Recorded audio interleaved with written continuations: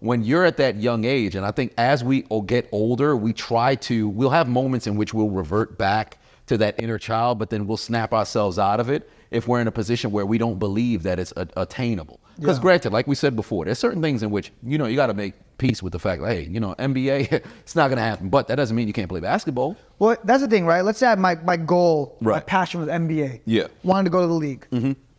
I'm 5'10". I'm not going to the league. Right. I would personally look at it and be like, cool, I'll become a basketball influencer. There's a ton of people that are basketball influencers that are no good at basketball. Right. And I know this for a fact because I've seen some of them play. I've played against some of them.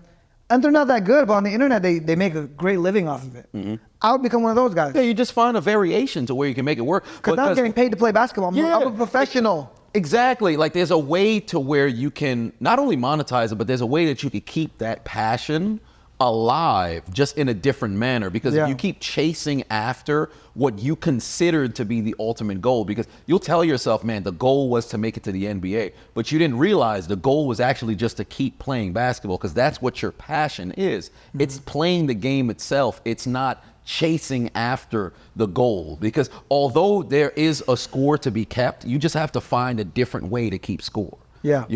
So I think a lot of times when people, they'll get discouraged, like granted, like again, there's a number of different things that people may aspire to go and achieve that simply just isn't going to happen because that's just not your path. You have to find a different way to make it work. If you have a passion about something, you say, all right, cool. If the passion won't get to this result, what sort of different route can I take to get to a different particular kind of result? If I love painting or whatever, but I'm shit at putting stuff onto a canvas or something, maybe I could be good at utilizing it through like a 3D printer or doing something. Or finding artists. Photoshop, right, or finding artists. You could still have the passion around the subject. It may just be a different thing. So everybody has passion, everybody has dreams, goals, all this other stuff. You just have to find a different way to make it work, because I think that's one of the things that people run into as well, because you'll be incredibly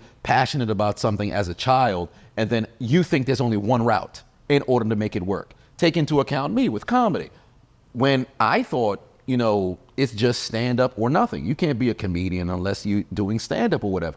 I, at first, didn't want to get on social media. I'm like, that's kind of hacky. That's weird. If you're going to call yourself a comedian, you got to be in front of the people. But as times change, things evolve.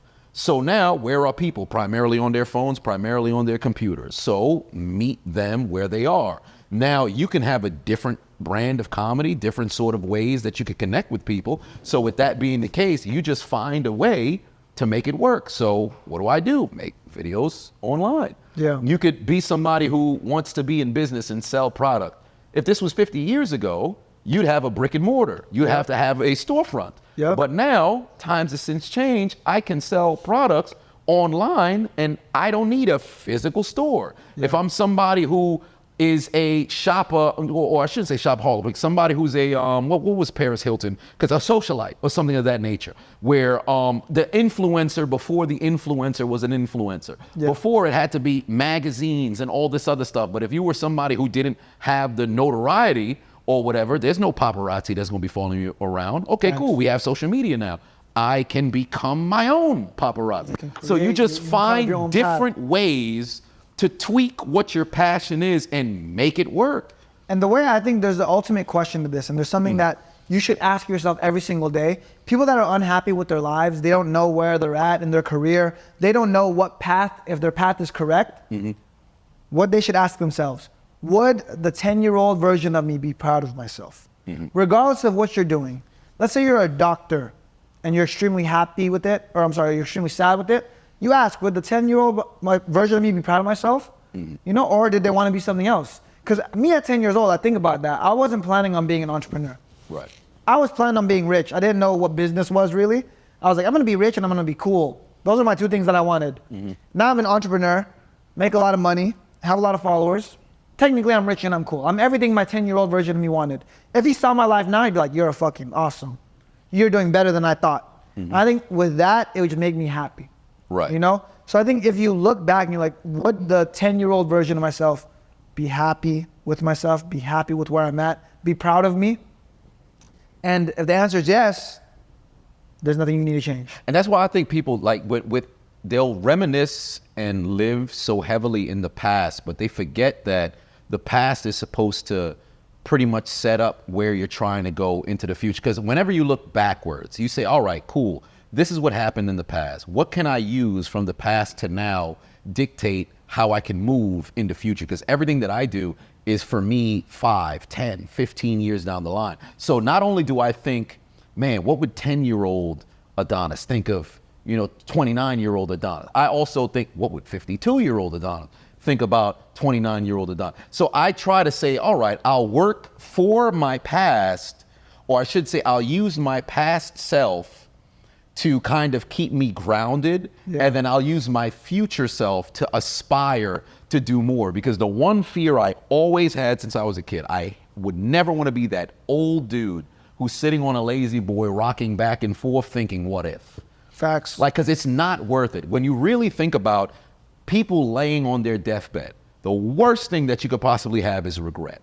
Then to make matters worse, in your final moments, you're not going to be thinking about, man, or I should say, you're not going to be thinking, unless depending on the kind of life that you live, but man, this was awesome. I did all these other stuff. If you didn't live a very fulfilling life, you'll have all of those regrets. Man, I should have did this. I think it's heavy, right? I think at the end of your life, people always say you can't take it with you when it comes to money. Right. But I think one thing you can take with you into the afterlife, into the grave, is regret. Yeah. That's the one thing you can bring with you.